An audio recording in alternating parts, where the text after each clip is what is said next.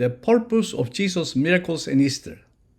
Luke, Matthew, and Mark say that Jesus performed miracles out of compassion. For John, the miracles were to show the glory of God. And Jesus, before he performed the miracle of opening the eyes of the blind man by putting clay on his eyes and asking him to wash it in the pool of Siloam, he said, "We have to do the work of the one who sent me while it is day.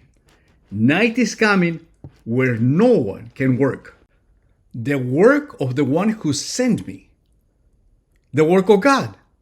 So you might ask, what is the work of God? And Jesus answered this question saying, "This is the work of God, that you believe in the one he sent."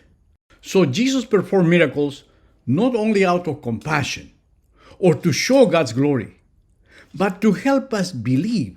That you might ask, what is that we ought to believe? And Jesus answered this question saying, "I am the resurrection and the life. Whoever believes in me, even if he dies, will live. And everyone who lives and believes in me will never die." Do you believe this? And it is upon this belief that rests our eternal salvation. That Jesus is the resurrection and the life. That Jesus is God. This miracle shows the conversion process of the blind man, which mirrors the conversion process of many.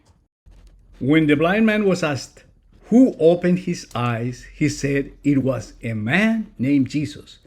Notice, a man. Then, when he was asked his opinion about Jesus, he said he was a prophet. And then later on, he declared that Jesus was the Messiah.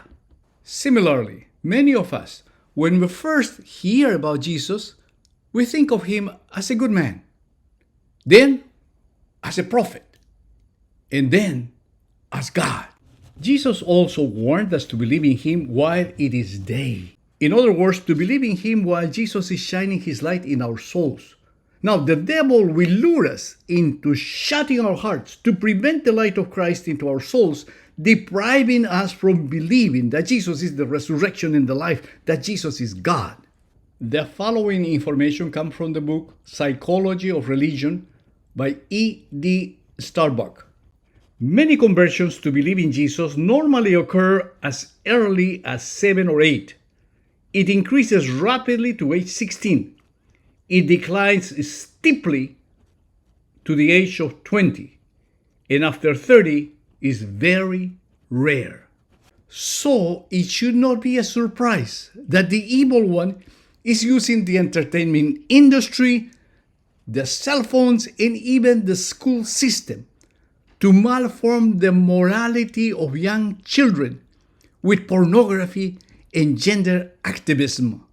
So this Easter, when we celebrate the victory over death with the resurrection of Jesus Christ, let's go beyond the Easter egg hunts and the chocolate bunnies. Let's instill in our children that Jesus is the resurrection and the life, that Jesus is God. Amen.